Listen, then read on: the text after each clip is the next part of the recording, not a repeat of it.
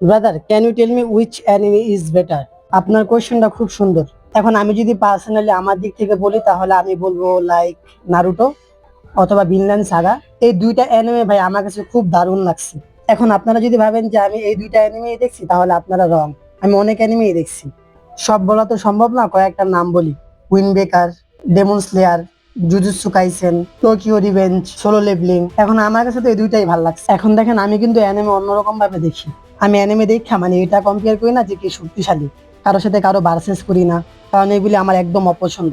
এগুলি করে ধরতে গেলে ছাত্রীরা তারা কোনো রকম দুই একটা রিলস দেখে বা স্ট্যাটাস দেখে, দেখার পরে তারপরে আসার পরে বলে গোজো ভার্সেস গোকু।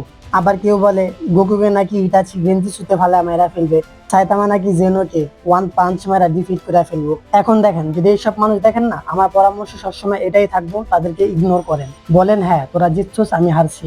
আর কি বলবো, কমেন্টে উত্তর তো দিয়েই দিলাম। আর যদি কিছু জানার ইচ্ছা থাকে তাহলে কমেন্ট করতে পারেন।